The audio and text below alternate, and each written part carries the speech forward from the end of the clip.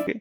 Having said that, let's move to our next board where we are going to discuss about how we can introduce the external routes into OSPF. The concept is really simple, whatever we have learned till now. I'm going to repeat it, but now with our lab topology. This is my lab topology, guys. We have area 0 here, we have area 1 here, we have area 2 here. You are very much comfortable. By this time, you should be very much comfortable with this topology because we have a complete knowledge about type 1, type 2, type 3, and we have a complete knowledge about type 1 LSAs, type 2 LSAs, type 3 LSAs. It means that we are so much sure about area 1, area 0, and area 2. We can draw the complete picture of area 1, area 0, and area 2. Because we know to draw a area picture, we need only type 1 and type 2. But if we want to know how the traffic engineering is going on, or basically how these areas are connected, then we know, or basically what are the different subnets in a particular area, different area, then we need to know type 3. But now here, what we are doing, we are introducing another routing protocol or another, you can say, separate domain. Maybe it could be the case that you are whole sole responsible for this complete OSPF domain, right? It is under your jurisdiction. This complete, this is your autonomous system. What is the meaning of autonomous system?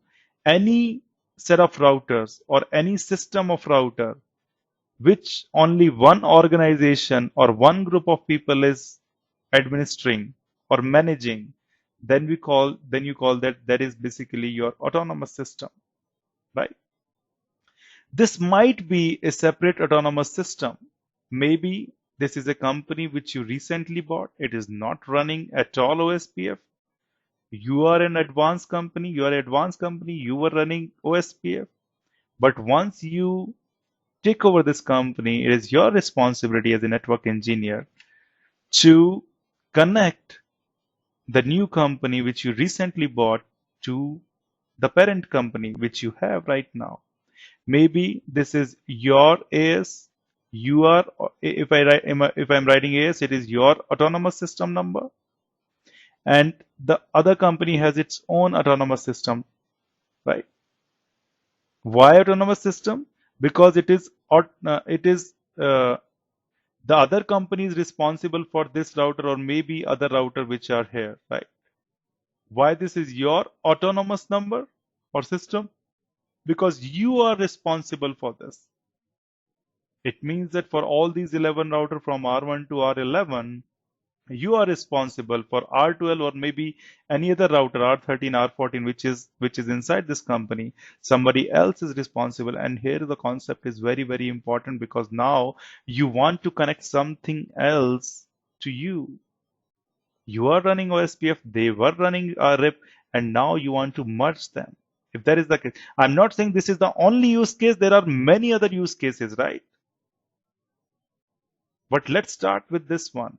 If that is the case, you are running a routing information protocol in this router R12, you are running RIP also on this R6, and basically over this link, RIP is going on. It means that whatever the route you have here in the routing protocol of R12, maybe I have chosen two routes, 172.16.16.0/24, and the other route is 172.16.17.0/24. These are the two routes which are there in the RIP. Then basically those are going to be advertised and those are learned at R6 in the RIP routing table, right? Just like R3 was running both RIP and OSPF in the previous diagram or the previous board, here R6 is running at one end, it is running the RIP, and the other end it is running the OSPF. Simple, right? And if you want to include the routes of RIP into your OSPF, R6 is going to redistribute RIP routes into OSPF. It is as simple as that. And that is what I'm doing here. On router R6. So this is the configuration of router R6, guys. It is saying router OSPF1, router ID 6.6.6.6. Of course, this configuration was there, but the important command is this one. Redistribute RIP subnets. It means that R6 is saying whatever you are learning from RIP, advertise it and advertise its subnets also. Interesting, right? But here is the thing. R6, before advertising everything related to RIP, what was going here, guys, in the OSPF domain? You all know that every router had type 1 LSA, type 2 LSA, and type 3 LSA, right? We have talked about it. Type 1 is actually giving you the information regarding the links on a particular router. It is generated by everybody, right? Type 2, basically DR and BDR, it is the efficient mechanism so that you can reduce the number of bytes on a particular LAN interface. Type 3 is giving you the information about the routes in another areas, right? So they have a specific version, and now we are introducing something more, which is not a type 1, not a type 2, not a type 3 also. And if that is the case, then if R6 is going to advertise this route into OSPF, then what actually OSPF does? OSPF knows about LSAs, and this is what it is going to advertise, right? If you are taking something from the RIP and OSPF need to advertise the same information to others, of course it can do with LSA. It can only do with LSA because in OSPF you can flood LSAs, right? But right now in your hand you have type 1, type 2 and type 3. Those have specific meaning. But now you are introducing something new. It means that your work, or basically you cannot do that with existing one, which is type 1 and type 2 and type 3, because their meaning is defined. Type 1 you know, type 2 you know, type 3 is just telling about the subnetworks of other areas. It means that if you include the external domain, OSPF wants to categorize it that this is not the routes of OSPF domain. This is something from outside. And if you want to categorize them, you cannot categorize them from type 1, type 2, and type 3 because those are the normal OSPF domain route. If you want to categorize the new route, then basically you need extra information, right? And that extra information should be in the form of LSA. And that is why you need few more things, right? And that few more thing is type 4 and type 5 LSA. What exactly is there? If I talk about type 4 LSA, guys, very simple. Now, if we talk about Mr. R6 first, R6 is connecting two autonomous system, different autonomous system, where one is running RIP, the other one is running OSPF. And that is why we call this router R6 as ASBR, Autonomous System Boundary Router, because it is at the boundary of two autonomous systems, right? One is RIP, the other one is area. So do not forget about it. We are introducing a new term here, which is ASBR. We knew about ABR, there is no problem. Why we are calling R3 as ABR? The reason is it is connecting two different areas. It is the boundary of a particular area, right? Why we are calling this as a autonomous system boundary router? Because it is at the boundary of two autonomous systems. It is as simple as that, right? Interesting. But now we know that if we want to introduce RIP routes into the OSPF, we need few more LSAs because type 1, type 2 and type 3 are not going to send that information. And now what this ABR does, whenever a particular area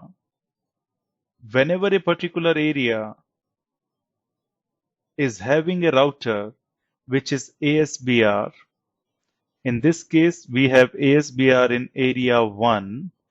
It is the responsibility of area border router to inform that there is an ASBR in area 1. To inform whom? To inform who? To inform every other area. So as soon as you redistribute your RIP domain into OSPF or RIP route into OSPF, what this ABR is going to do, it is going to say to everybody that Mr. R4, there is an ABR. R4, who is the DR, it is going to say, okay, that ABR is responding that R1, there is an ASBR, right? Then of course, it is also going to say, Mr. R2, there is an ASBR. So whatever the information sent by this router R3, right? R3 is going to say, R3, because it's an ABR of area 1, and there is a new ASBR in area 1, it is going to inform to everybody regarding it, right?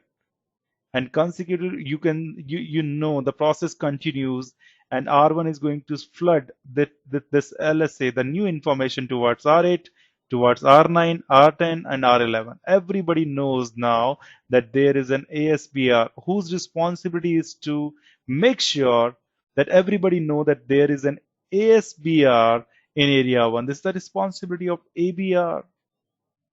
It means that ABR is generating some new information, and that new information is known as, guys, type 4, which we call ASBR summary, because here you are just mentioning, you are not telling anything, you are just telling everybody that here is the ASBR in area 1. But why you are telling everybody that there is an ASBR? Because if you want to reach this RIP route, you need to go to via ASBR, which is your R6. So suppose if somebody in R10 wants to reach this RIP domain, there is only one way to go out. Every route is following, every route or every traffic is moving from area 2. For example, if R10 wants to communicate, it is going from area 2 to area 10, from area 10 to area 1, but eventually it has to reach to R6 because this is the gateway which is connecting two different domains, RIP as well as area 1, right? So this information should be known by everybody, that where exactly the ASBR is, and it is generated by ABR of that area where you have this ASBR, and then ABR is going to flood it everywhere, so that all other areas can know about the newly created ASBR. It is as simple as that, right? Guys, believe me, it is more closer, and it looks just like type 3 LSA. Inside type 3, you were sending routes of a particular area into another area, but here in type 4, you are just giving information about one and only one router, which is your ASBR, but it behaves the same. R3 is going to say that there is an ASBR which is a 2 hop away from me. And previously, when it was advertising 56.0 via type 3, it is informing the same thing. R3 is going to say I have 56.0, right, which is 2 hop away from me. One hop is this one, and the second hop is this one, right? Similarly, here in terms of type 4, R3 is going to say I have a new ASBR which is 2 hop away from me, which is R6, right?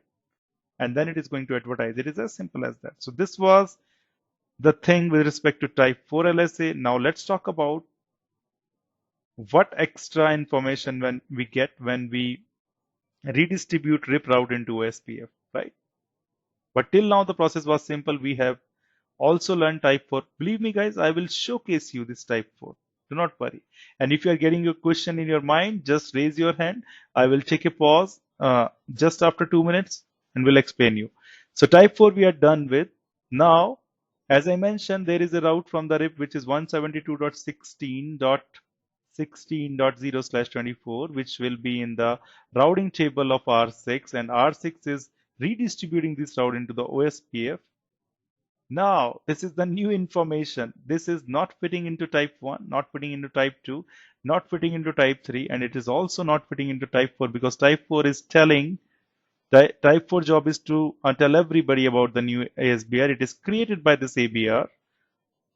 It is as simple as that. But now we are getting new information, new routes from the RIP domain, and to advertise these RIP routes, we need another type of LSA, which is type 5, which is just simple. If our R6 wants to advertise 172.16.16.0 from the RIP domain, it is just say that I am including this information that 172.16.16.0, it is an external route.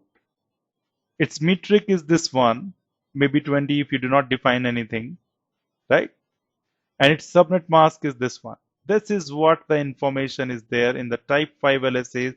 The responsibility is they are just taking the responsibility of type 5 LSAs, that they are just taking the information of RIP routes and introducing them into the OSPF, right? So these type 5 LSAs are going to be moved here. It is going to be going on the ABR, type 5, here, type 5, everywhere you are going to see this type 5 LSAs. It is as simple as that. And we call this LSA as the external LSA. And of course, it is actually talking about external routes. Now, this is the time. Now the time is to look into these two specific LSAs and talk about their features, right? Talk about their properties. But having said that, I would like to take a pause here, and I hope you are getting whatever I am explaining till now. But if you have any question, please do ask. I could see the hand raised from Mr. Burak. Mr. Burak, please ask your question. Okay, thank you, Vishnu. As a summary, can we say that ASBR is informing the ABR about itself, then ABR is informing the other routers about ASBR, right? You are right. But okay, yeah, but to other areas. So in this case, basically, ASBR is part of the area 1, right? Mhm. But if anybody wants to inform regarding this ASBR to other areas, and because ABR is connected to two different areas, it is its responsibility, right? And that is why the type 4s are generated only by ABRs, right? And of course, we have this ABR here. So it is the responsibility of this ABR to tell that where the ASBR is, right? And of course, from where this ASBR is getting this information, this ABR is getting this information, it is going to get this information from R3, and then it is going to advertise it. Type 4, right? Interesting. Do not worry about it. Once you understand, once we see the picture, once we see what exactly inside type 4 and type 5, you'll get to know everything about it. But having said that, do you guys have any issue, any problem, or shall we move ahead? Anybody? Any question? No question. If we don't have any question, let's see what is going to be the what is the change when we introduce this RIP routes into OSPF, right? So what I'm doing is I am on router R1 right here, right?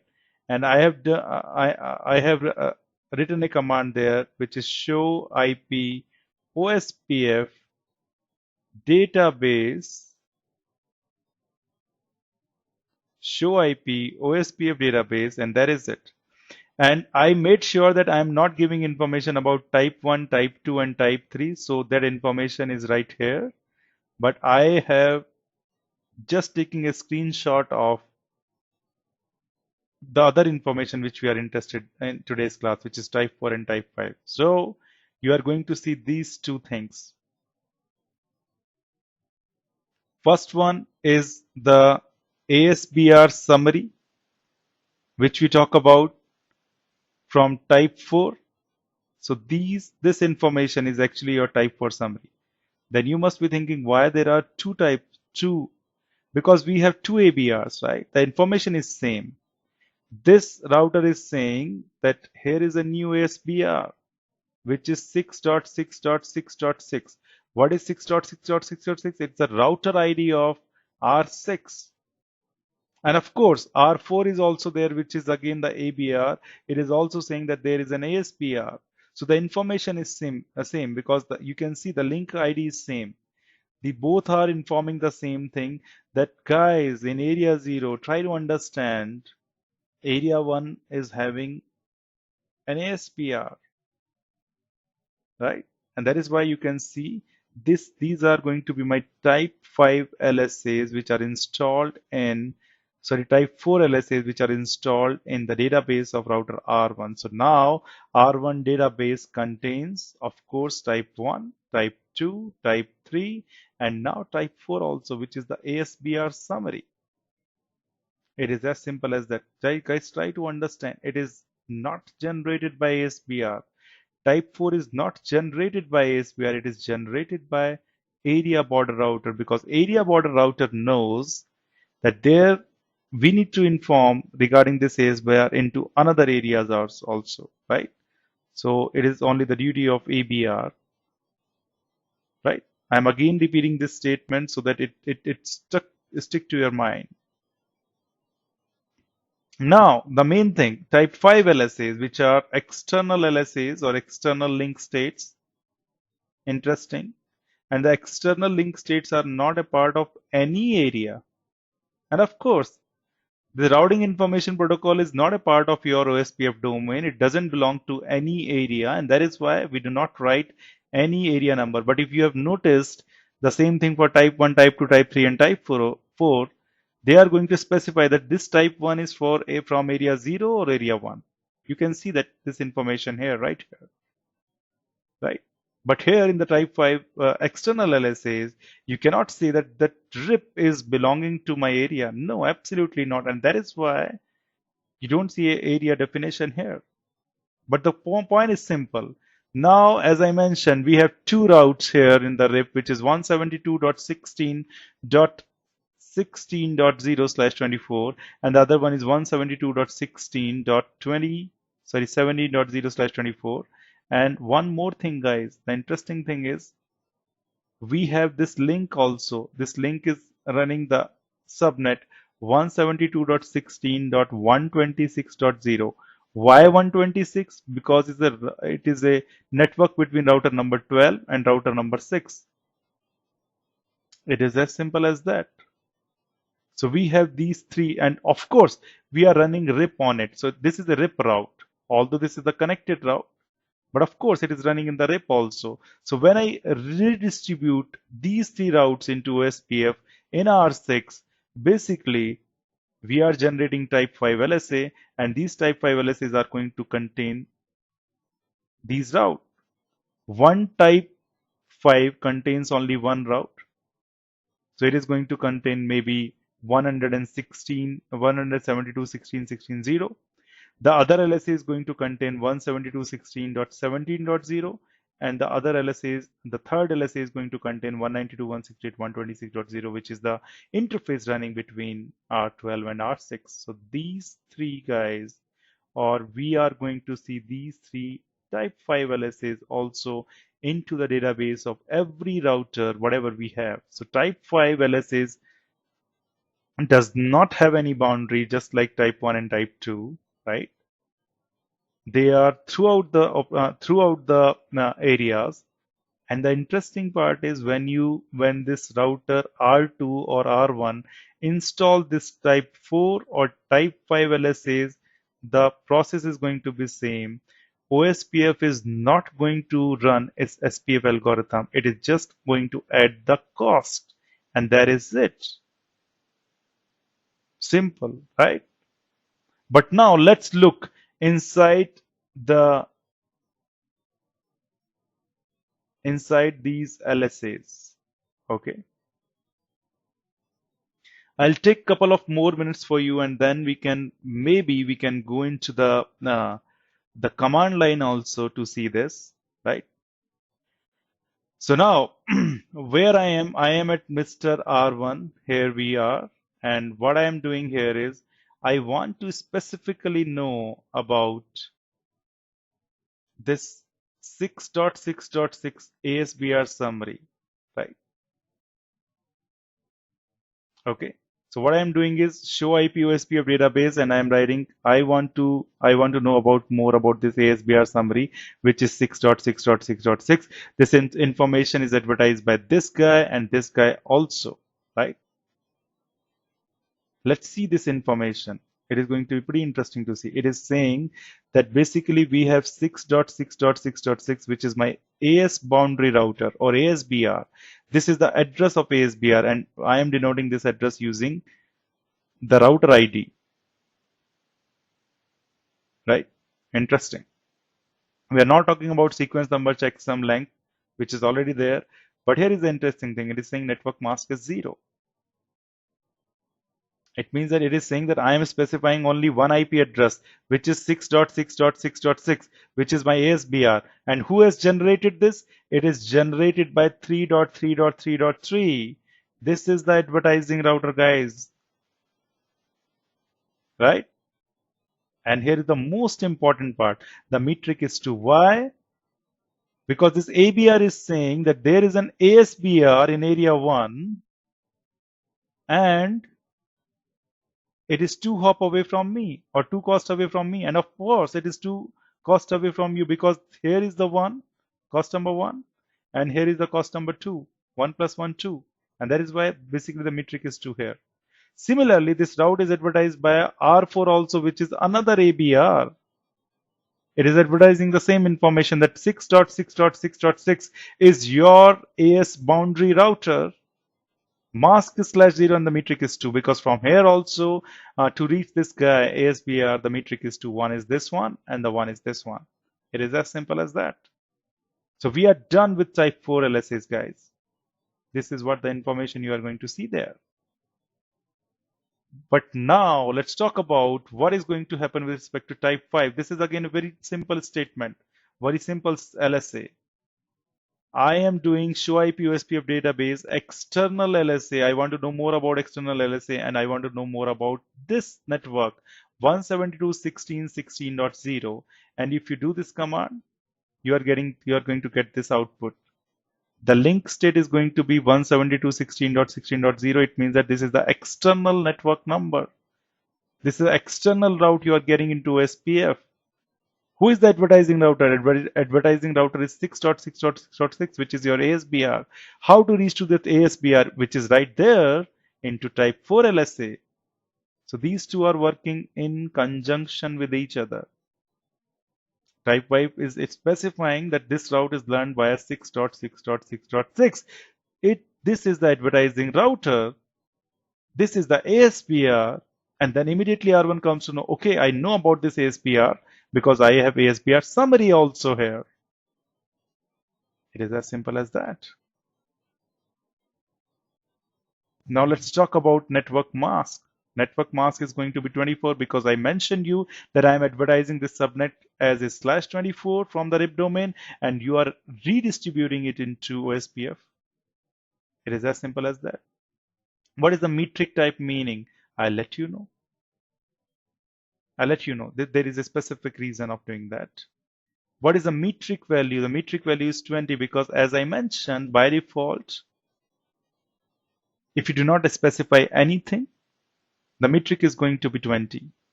But you can always define this metric, and because I will showcase you that what exactly I'm using R6 as a command, which is going to change all these things. And now here the most important concept, which is forward address. This is actually the feature of OSPF, which is again introducing the efficiency, but I do not want to include that for now because it is definitely going to confuse you if you understand about it now, because it is a specific feature. It's a corner case in which you can efficiently use OSPF, right? I will be creating a video, or I will be discussing this sometime here, somewhere here in this course, right? But this is a specific corner case. right? But actually this is simple, guys. So type 4 and type 5 are simple. But now let's talk about, let's give it a try to understand what is this metric type. I think you all have heard about that some routes are OSPF external route, because you are going to see all these routes as the external route, but you have seen a number written after that. Maybe it's a E1 route or it's a E2 routes, right? So that is where basically your metric type defines. If you define well while advertising it, right? You can define whether it should go via E1 or as a E2. By default, is it E2? That is why you are seeing this E2, right? But what is the meaning of this E1 or E2? Interesting, right? Let's complete this topic and let's move to the command line, and we are then done with respect to type 4 and type 5 LSA. Just try to understand, when you are including this rip routes into OSPF, you are defining the initial metric as 20, which is by default. Maybe you can define 30 also here, right? And if we see at R1, this guy, this route, right? What should be the ideal behavior? The ideal behavior should be that you should calculate the cost along with it. For example, R1 knows that if it wants to reach to this route, which is 172.16.0.0, then it has to go via R6. So it is going to calculate the R6 cost. And how you are going to calculate, you know, this is 1, this is 1, this is 1. It means that you are adding 3 to it. You are 3 cost away from this ASBR, and basically ASBR is saying this route is 20 cost away because this is your initial metric. So you are going to see this 23 value here. It is as simple as that, right? But if you are calculating the complete cost from here to here and then adding this 20, then basically your route is E1, because E1 take care of all the cost from the initial seed metric to the router who is for which we are talking about. We are talking about R1.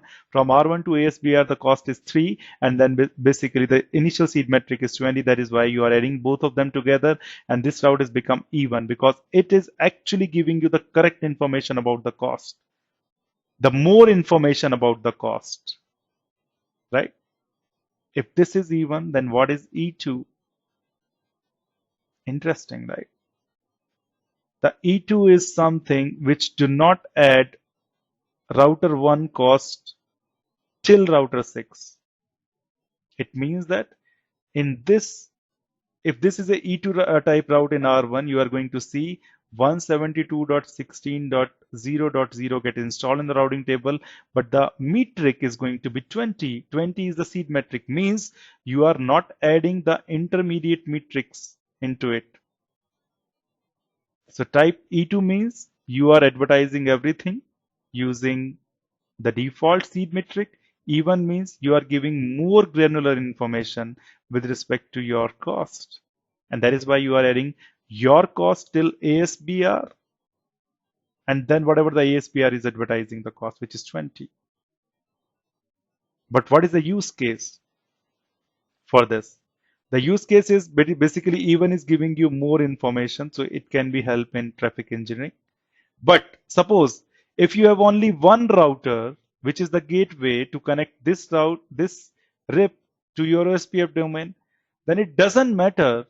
You have to come out from this. If there is only one router, you can advertise it via E2. Doesn't matter what is the cost, right, of reaching this one. You have to come out it. Simple. E1 versus E2. Now it is time to